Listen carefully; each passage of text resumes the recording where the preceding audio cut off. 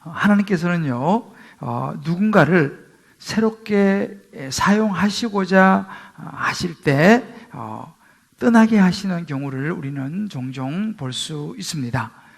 때로는 한 번, 두 번, 혹은 세 번, 때로는 어떤 지역을 떠나기도 하고, 또 때로는 나라를 떠나게도 하시고, 또 우리의 신앙의 여정에서의 또 여러 가지 떠남도 있습니다.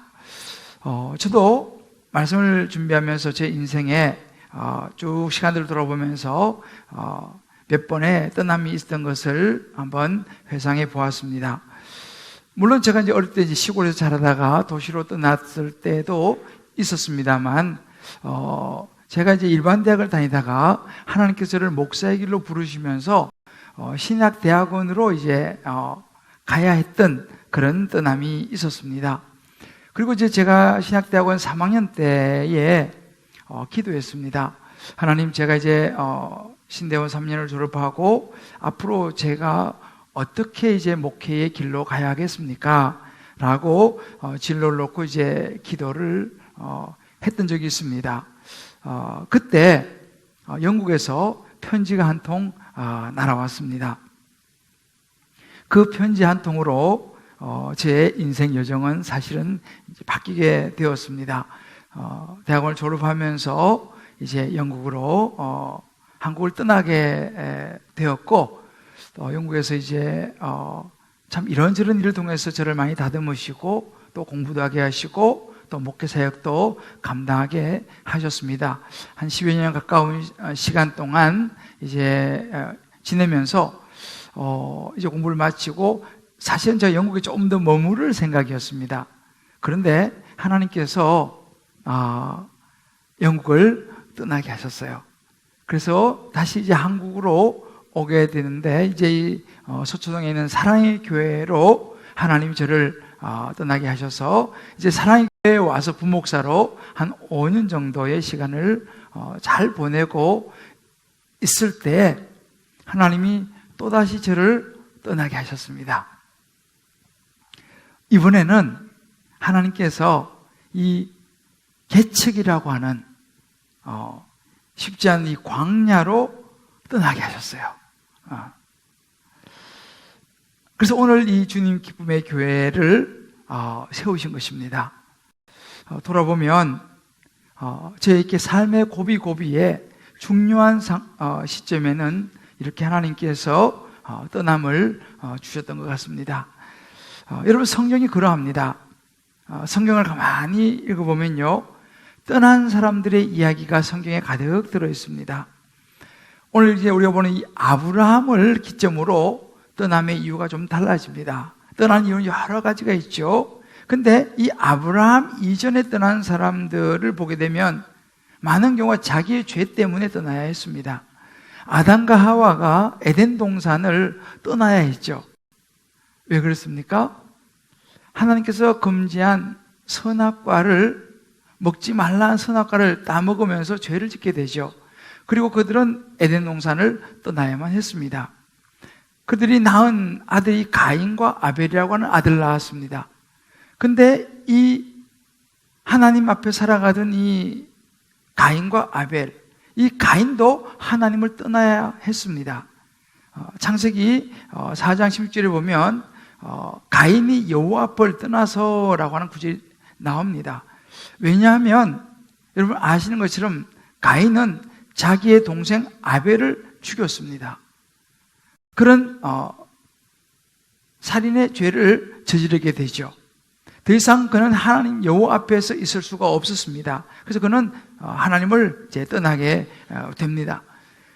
또 다른 떠남은 우리가 지난주 우리가 봤습니다만, 인간은 이제 하나님 앞에서 바벨탑을 쌓아 올립니다. 함의 자손인 이 니무롯을 중심으로 해서 하나님께 도전을 합니다. 그래서 바벨탑을 쌓아 올리는, 그렇게 하나님 앞에 죄를 짓는 모습을 하나님이 보시고 인간의 그 무모한 도전 앞에 인간의 언어를 흩트리시면서 흩어버리시죠. 많은 인간은 언어가 통하지 않으면서 뿔뿔이 흩어지고 떠나야 했습니다. 이런 떠남의 모습이 있었습니다만 이제 이 아브라함의 떠남은 다른 모습을 보여줍니다. 이 아브라함의 떠남은 어떤 죄로 인한 떠남이 아니라 하나님의 역사를 이루어 가시기 위한 떠남, 하나님의 부르심이었습니다. 이렇게 많은 인간들의 떠나는 모습이 나오면서 여러분이 아시다시피 예수님도 떠나셔야 했습니다. 원래 예수님의 고향은 하나님 나라였죠. 하나님 아버지의 품이었습니다. 그런데 하나님께서 자기의 사랑하는 아들을, 독생자 예수님을 떠나보내셨습니다. 요한복음 3장 16절을 보면 하나님이 세상을 이처럼 사랑하사 독생자를 주었으니 이는 저를 믿는 자마다 멸망하지 않고 영생을 얻게 하려 하심이라. 우리 세상의 인간들이 죄로 인해서 다 멸망으로 지옥으로 가고 있는 것을 보면서 하나님이 그 인간들을 구원하시고자 하는 그 사랑의 마음 때문에 하나밖에 없는 아들 예수님을 세상으로 떠나보내죠. 그 예수님께서 이스라엘 땅에, 척박한 땅에 태어나셨습니다. 이렇게 예수님도 하나님의 부르심 앞에 떠나야 했습니다. 어찌보면 우리 인생도 마찬가지입니다. 저와 여러분의 인생도 이런저런 떠남이 있습니다. 때로는 자녀로 인해서 떠나야 하기도 하고, 때로는 직장 때문에 떠나야 하기도 하고, 때로는 이런저런 사업이라든지 인생에 살아가는 여러 가지 삶의 여러 여정과 상황으로 해서 우리는 때로 떠나야 할 때가 있는 것이죠. 오늘 우리가 본 이 본문의 말씀은 하나님의 부르심으로 새로운 미래를 향하여 떠난 아브라함의 이야기입니다. 특별히 이 시간은 이 아브라함의 떠남의 모습을 통해서 성령께서 저와 여러분 한 분 한 분 인생 속에 때로 떠나게 하시고 때로 새롭게 출발하게 하시는 그런 부분들을 이 아브라함의 인생을 보면서 잘 깨닫게 해주셔서 정말 이제 여러분 각자의 인생과 삶이 해석되어지고 깨달아져서 정말 하나님의 축복을 위한 아름다운 떠남, 결단, 그런 부르심에 응답하는 축복이 있게 되기를 주님의 이름으로 축복합니다. 하나님이 아브라함에게 이렇게 말씀하셨습니다. 오늘 1절 말씀 보게 되면 너는 너의 고향과 친척과 아버지의 집을 떠나서 내가 내게 보여줄 땅으로 가거라 라고 하셨습니다. 한마디로 말하면 떠나라 라고 말씀을 하셨습니다. 그때 아브라함의 나이가 75이었습니다. 적지 않은 그런 나이였습니다. 보통 그 정도 나이가 되면 먼 타향에 살다가도 고향을 생각하는 시간이 되죠. 고향으로 돌아가고 싶은 마음이 생기는 것이죠. 그래서 수구초심이라는 말이 있습니다. 여우도 죽을 때가 되면 자기가 태어난 고향을 향하여 머리를 든다라는 말이죠. 하나님은 이제 75이라고 하는 이 안정된 시기, 이제는 어찌 보면 깊이 뿌리를 내리고 지금까지 쌓아온 것을 토대로 편안하게 살아야 될 그런 시간에 아브라함을 떠나라고 말씀하신 거예요. 어찌 보면 지금까지 내린 뿌리를 뽑으라고 하시는 거 마찬가지입니다. 어땠을까요? 아마도 많이 마음이 섭섭하기도 하고 힘들기도 하고 너무너무 아쉽기도 했을 것입니다. 지금까지 쌓아온 것이 얼마입니까? 그것도 보여줄 땅으로 가라 이렇게 말씀하십니다. 이 말은 뭐냐면 아직 안 보여줬다는 거예요. 미래가 보이지 않고 명확한 목적지가 보이지 않음에도 불구하고 하나님을 신뢰하고 길을 떠나라고 말씀하신 장면입니다. 사실 우리 인생은 그렇습니다. 떠나야 할 이유보다는 머물러야 할 이유가 훨씬 많은 것이 우리 인생이죠. 만약 저와 여러분이 이런 말씀을 하나님으로부터 받는다면 어떨 것 같습니까? 결코 쉽지 않은 하나님의 부르심입니다. 제가 사랑의 교회에서 한국으로 와서 부목사로 잘 지내고 사역하면서 있을 때였습니다. 어느 날 하나님이 저를 부르셨습니다. 그리고 떠나라고 하셨습니다. 그 이야기를 들었을 때 하나님의 그 부르심 앞에 참 많이 울었던 기억이 있습니다. 하나님, 제가 어디로 가야 합니까? 전혀 준비가 되어 있지 않습니다. 특히 개척이라고 하는 것은 제가 한 번도 생각해 보지 않았던 터였기 때문에 더 하나님의 부르심에 응답하는 것이 어려웠습니다. 왜 하나님은 떠나라고 하실까요? 편안히 있으면 좀 안 되겠습니까? 하나님은 계획이 있으셨습니다. 오늘 1절에 보게 되면 내게 보여줄 땅으로 가라라고 말씀하십니다. 그러면서 2절의 말씀이 내가 너로 큰 민족을 이루고 내게 복을 주어 내 이름을 창대하게 하리니 너는 복이 될지라 라고 말씀하셨습니다. 다시 말하면 하나님은 아브라함에게 축복을 계획하고 있었습니다. 땅의 축복과 자손의 축복, 민족의 축복, 그리고 더 나아가서 아브라함의 삶이 아브라함이 복의 근원이 되게 하시겠다. 내가 너를 복의 근원으로 삼겠다라고 하시는 축복의 계획을 말씀하셨습니다. 근데 문제는 뭐냐면 그 하나님의 약속은요, 당장 눈앞에 나타나 보인 것은 아니었다는 사실이에요. 보이면 당장 가겠지만 보이지 않는 약속만 있었습니다. 생각해 보았습니다. 만약에 아브라함이 하나님의 이 부르심, 떠나라고 하는 이 말씀 앞에 그 갈대아 우르를 떠나지 않고 그냥 있었다면, 또한 좀 가다가 하란에 머물게 되는데 하란에 계속 머물고 있었다면 어떻게 되었을까? 라는 생각을 해봅니다. 저도 가끔씩 그런 생각이 들어요. 사랑의 교회에서 하나님께서 부르셨을 때 이 개척이라는 길로 떠나지 않고 계속 그곳에 내가 머물러 있었다면 나는 그 이후에 어떻게 됐을까? 가끔 생각을 해봅니다. 아마도 그냥 살았을 것이라는 생각이 들어요.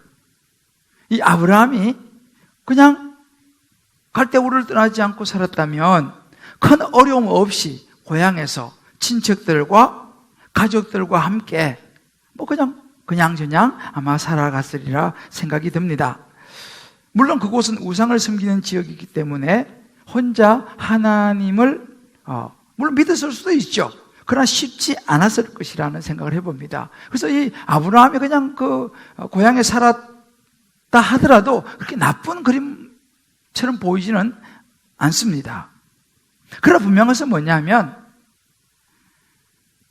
그 아브라함을 향한 하나님의 뜻, 하나님의 계획을 이루는 삶을 살지는 못했을 것이라는 사실이죠.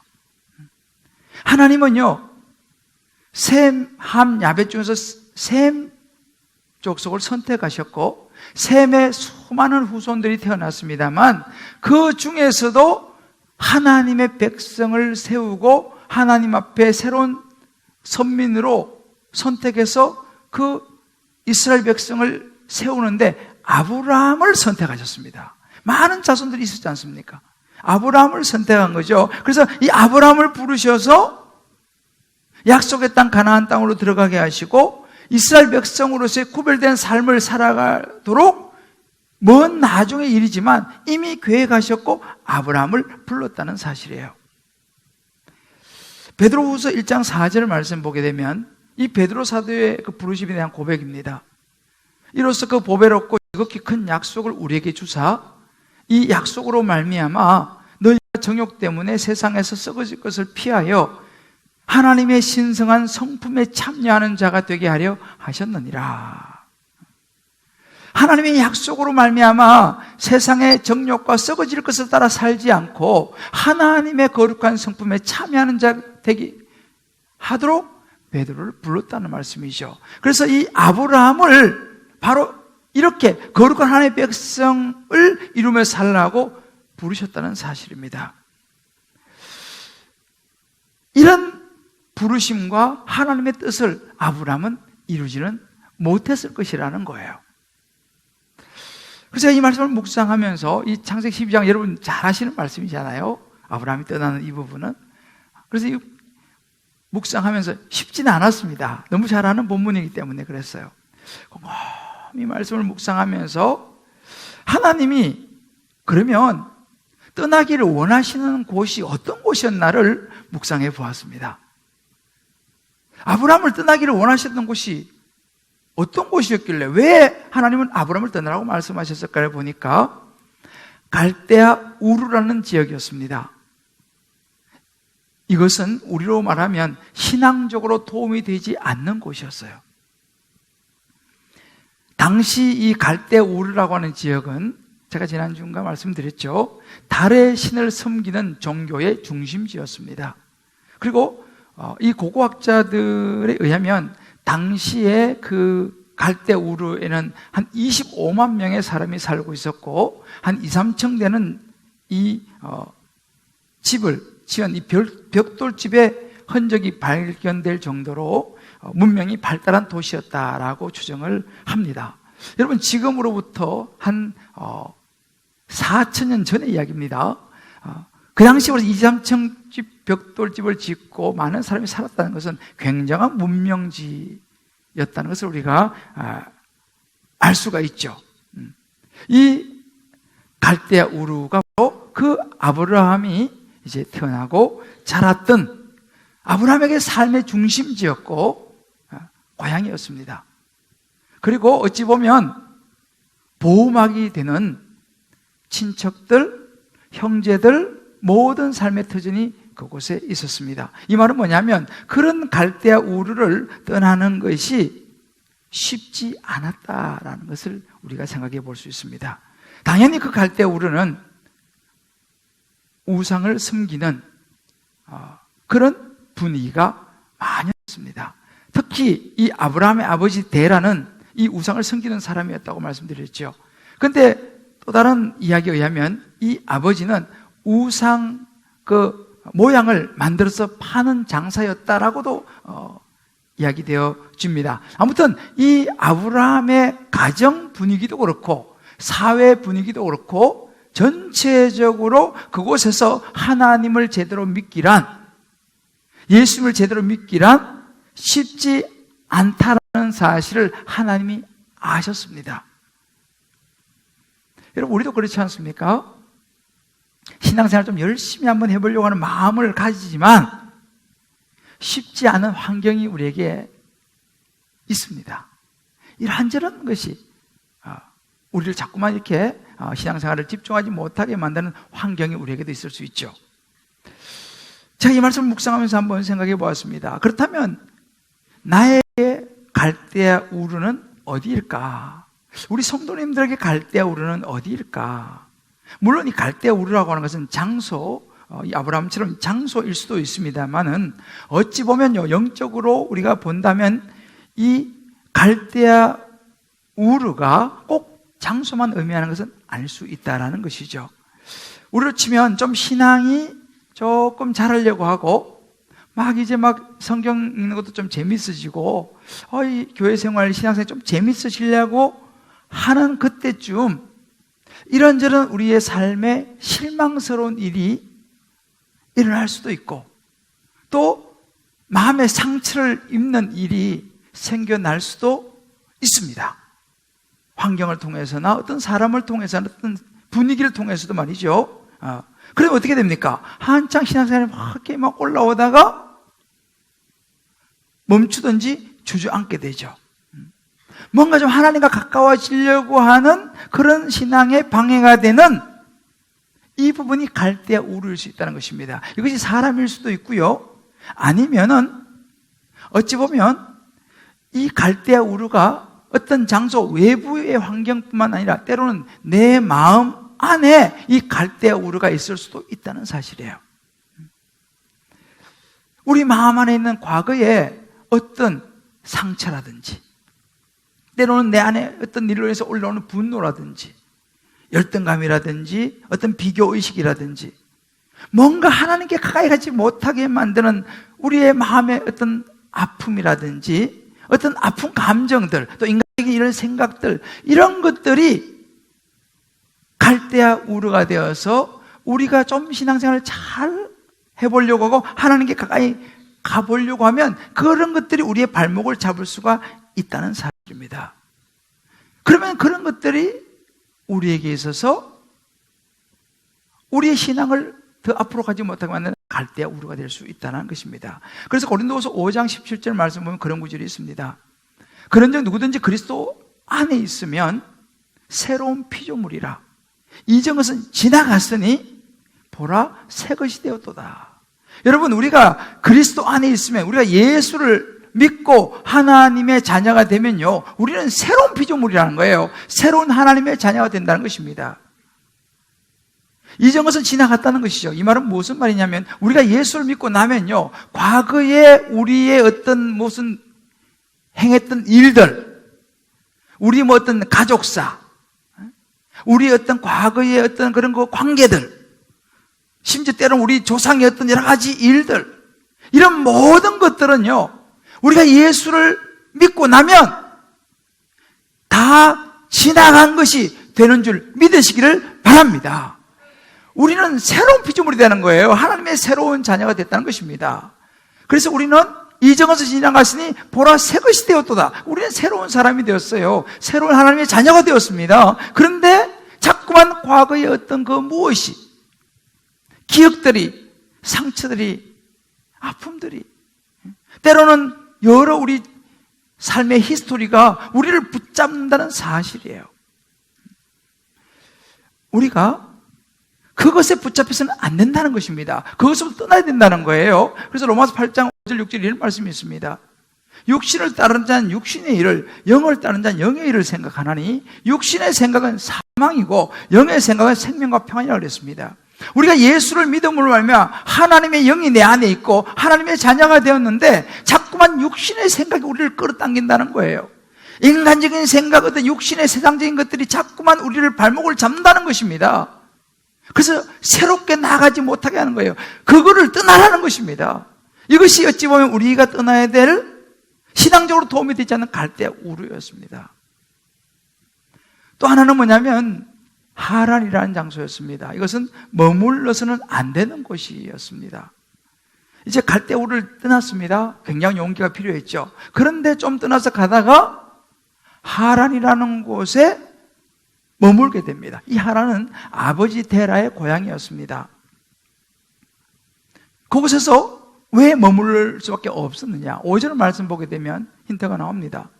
아브라함이 그의 아내 사레와 조카 롯과 하란에서 모은 모든 소유와 얻은 사람들을 이끌고 라고 하는 구절입니다. 왜 아브라함은 하나님이 약속한 땅 가나안 땅으로 가지 못하고 중간에 하란에서 머물렀을까? 그 이유가 무엇이었을까? 오늘 이 구절 통해 보면 뭐냐면 소유가 아니었을까? 재물이 아니었을까라고 생각해 볼 수 있습니다. 여러분, 우리가요, 이 소유, 재물이 있으면요, 떠나기가 어렵습니다. 하나님께 좀 가까이 가려고 하는데, 내가 이제 좀 열심히 신앙생활 좀 제대로 한번 해봐야겠다라고 하는데, 사업이 너무 잘 되는 거예요. 내가 이제 좀 뭔가, 이제 신앙생활 열심히 하고 주일도 좀 잘 지키고 막 해봐야겠다? 그런데 일이 너무 잘 풀리는 거예요. 바빠지는 거예요. 그러면, 그러죠. 아유, 좀 잠깐만 있다가 제가 열심히 하겠습니다. 조금 있다가 제가 하죠.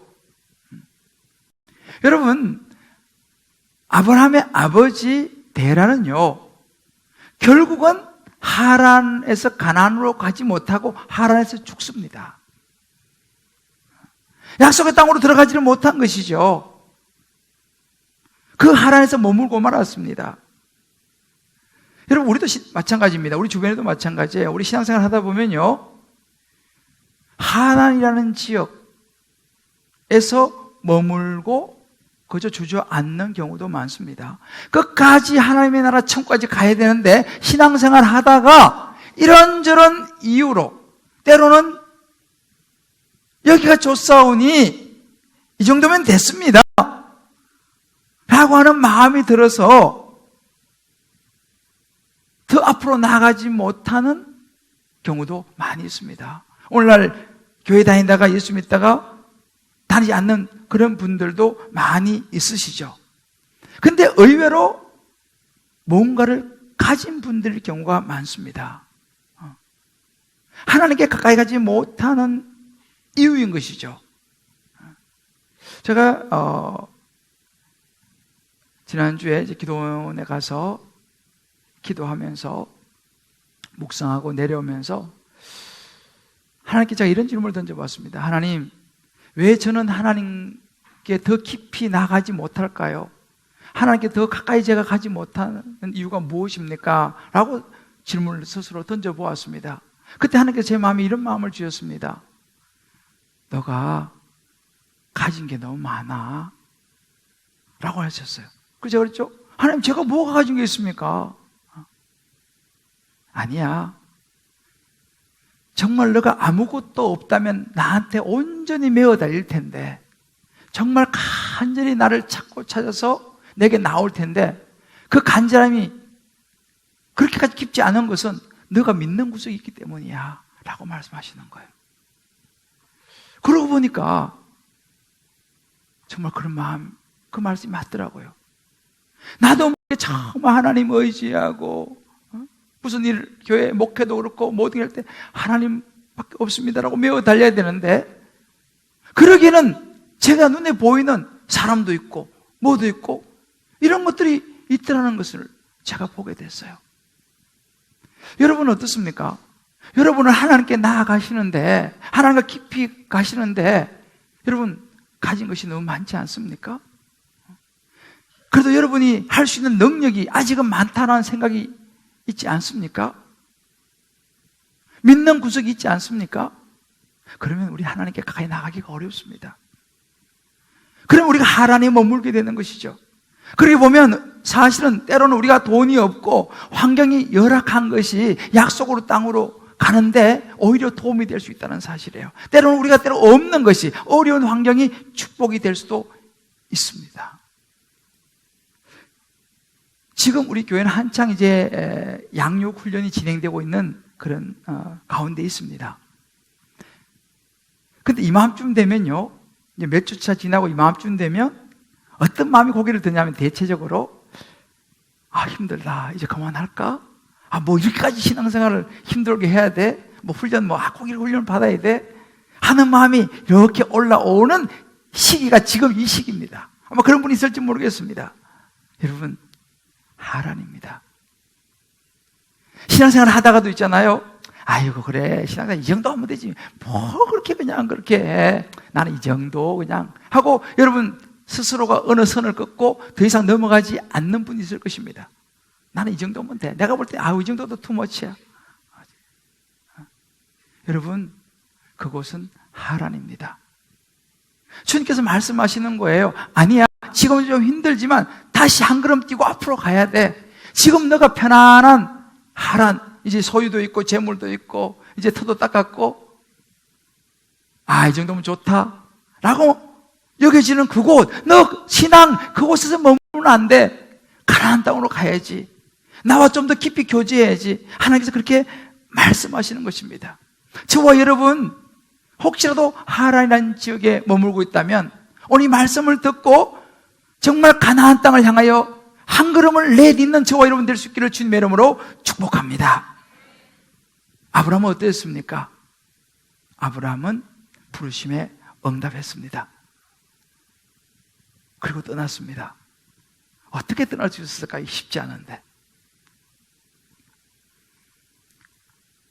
오늘 이 부르심에 아브라함이 어떻게 응답했는가를 보는 중요한 대목은 4절입니다. 이 4절 말씀은 중요하니까 같이 한번 읽어보죠. 시작. 이에 아브라함이 여호와의 말씀을 따라갔고 롯도 그와 함께 갔으며 아브라함이 하란을 떠날 때에 75세였더라. 중요한 대목입니다. 아브라함이 여호와의 말씀을 따라갔다 이 말입니다. 이 구절을 좀 더 쉽게 설명해 주는 구체적으로 이야기하는 것이 히브리서인데 히브리서 11장 8절에 이런 구절이 있습니다. 믿음으로 아브라함은 부르심을 받았을 때에 순종하여 장래 유업을 받을 땅에 나아갈새 갈 바를 알지 못하고 나아갔으며, 아브라함은요 믿음으로 하나님 말씀을 따라 부르심을 받았을 때 순종했다. 말씀에 대한 순종이었습니다. 그 순종은요 하나님 그냥 아니라 하나님 말씀에 근거한 순종이었고 떠남이었습니다. 오늘 나오는 75세라는 이 말이죠. 이 75세라는 이 말은요, 이 고든 웨남이라고 하는 유명한 구약학자는 이 부분을 이렇게 이야기를 합니다. 아브라함이 75세였다라는 것은 그 아버지 데라가 죽기 전이었다라고 이야기합니다. 요즘 우리도 현대도 부모를 떠나는 것이 굉장히 어렵지 않습니까? 그런데 그 당시에 살아있는 부모를 두고 떠난다는 것은요 보통 일이 아니었습니다. 그러나 아브라함은 그 일을 했다는 거예요. 쉬웠겠습니까? 그렇지 않았을 것입니다. 아마 숱한 밤을 고민하고 설쳤을지 모르겠습니다. 아버지를 두고 내가 떠나야 되나? 그런 하나님 부르심에 그런 응답했습니다. 아마 눈물을 흘리면서 작별의 인사를 하고 떠났겠죠. 물론 부모도 아마도 많은 눈물을 흘렸을지 몰라요. 자녀를 떠나보내면서 말이죠. 여러분, 그러나 이것이 아브라함의 믿음이었습니다. 믿음의 조상이 된 아브라함의 믿음이었습니다. 하나님께서 말씀하실 때에 자신의 생각과 환경을 내려놓고 무작정 떠나는 길, 그 정신, 그 마음, 이것이 바로 하나님을 감동시킨 하나님의 역사를 이어갔던 아브라함의 믿음의 순종이었습니다. 그럼 믿음이 무엇입니까? 믿음이라는 것은 내 안에서 나를 위하는 소리, 여기가 좋아, 이건 너무 힘든 환경이야 라고 하는 그런 모든 소리를 뛰어넘어서 하나님 말씀에 자신을 던지는 것, 이것이 믿음입니다. 물론 아브라함은 완전한 믿음을 가졌다라고 말하기는 어렵습니다. 완전한 신앙이었다, 어렵습니다. 왜냐하면 이제 우리 다다음 주쯤에 나오는데 아브라함이 가나안 땅 가서 애굽으로 가는 일이 생겨 그곳에 가서 자기 살라고 부인을 누이라고 속이고 그런 일들이 나옵니다. 그때 가서 제가 그 부분 말씀드리겠습니다. 아들을 기다리지 못하고 그러니까 아브라함의 믿음이 온전하지 않았다는 것을 나중에 보게 됩니다. 여러분 잘 아시는 베드로 있죠. 베드로는 수제자였습니다. 예수님의 3년 동안 따라다니는 수제자였지만 베드로는 예수님 3번 부인했습니다. 베드로의 믿음이 완전하지 않았다는 걸 이야기해 주는 것이죠. 여러분 보십시오. 아브라함의 믿음이, 베드로의 믿음이 완전하지 못했습니다. 그런데 어떻게 하나님이 그들을 사용하시고 그들을 부르셨을까요? 완전해서가 아니라, 신앙이 완벽해서가 아니라, 흔들리지 않는 믿음이 아니라, 그럼에도 불구하고 하나님의 말씀에 따르려고 하는 그 걸음을 하나님께서 기뻐하신 줄 믿습니다. 완전한 믿음은 없습니다, 여러분. 목사님, 저는요, 걱정하지 마세요. 저는 절대 흔들지 않습니다. 여러분, 이 말은 교만입니다. 우리는 그를 자신할 수 있는 존재가 못 돼요. 저 자신을 비롯해서요. 사랑의 교회라고 하는 이 안전한 울타리를 떠난다는 것은 저에게 굉장히 절대 쉬운 일이 아니었습니다.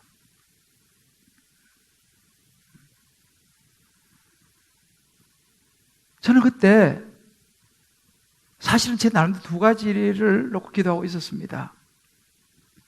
웬만한 제법 큰 교회에 담임 목사로 청빙을 받아서 가는 것과 제가 이제 강의하는 서울신학대학의 전임 교수로 이제 가서 이제 학생들을 가르치는 그런 생각을 하면서 사랑의 교회라고 하는 좋은 든든한 울타리 안에서 머물고 있었습니다. 그때 하나님이 개척으로 부르셨어요. 요즘도 그렇습니다. 그 당시도 요즘 개척 되냐? 요즘 개척교회 안 된다.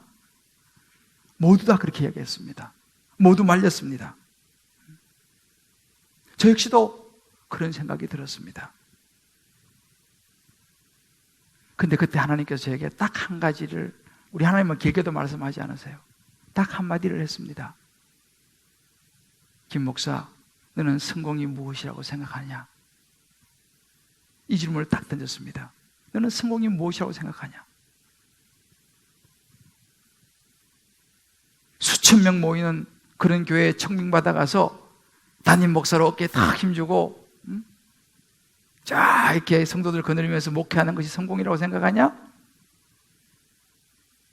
아니면 10대 명 모여있는 그 청년들, 오갈 데 없는 청년들, 그들에게 가서 그들의 영혼을 돌보아주고 복음을 전하며 살아가는 것이 성공이라고 생각하느냐? 라고 물었습니다. 우리 하나님은 뻔한 질문을 힘들게 합니다. 그리고 말씀하셨습니다. 너는 눈을 들어 동서남북을 바라보라. 보이는 땅을 내가 너와 너 자손에게 주리니 영원토록 이르리라. 아브라함의 약속을 제게 주셨습니다. 아무것도 보이지 않았지만 그 말씀을 붙잡았습니다. 아브라함이 복이 된 결정적인 이유는요, 다른 건 아니었습니다. 부르심에 대한 순종이었습니다. 순종이 축복의 통로가 된 것입니다.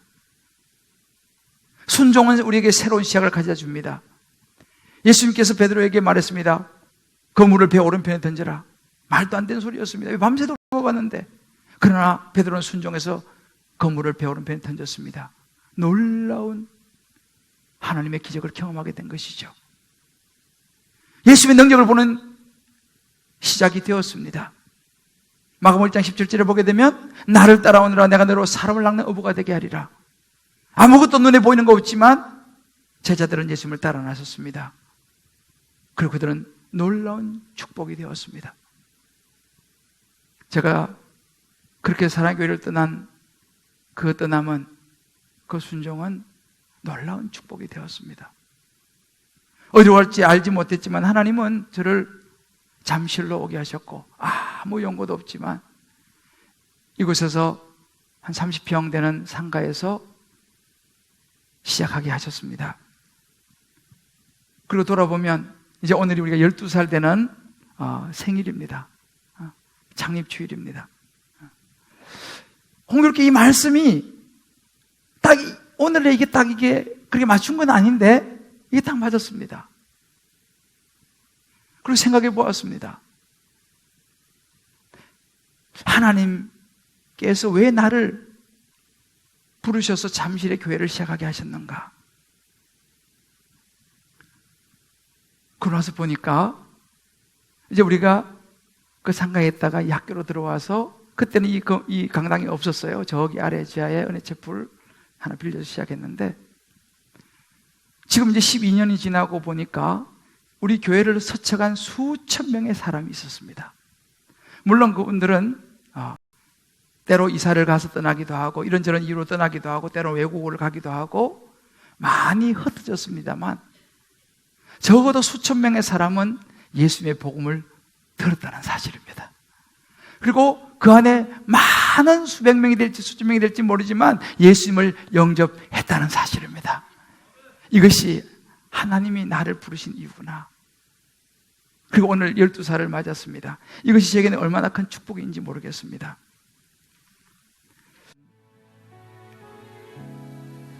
우리는 우리의 의지로 떠날 수 없는 연약한 인생이에요, 사실은요.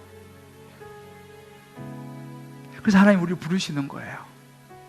혼자 하기 어려워요. 그래서 하나님 부르시고 우리에게 말씀하시는 거예요. 너 떠나야 될 영역이 있지.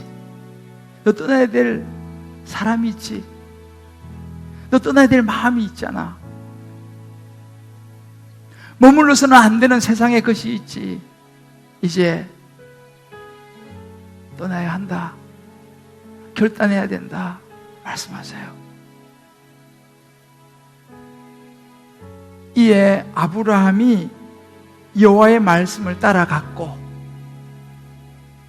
이에 김대조 목사가 여호와의 말씀을 따라갔고,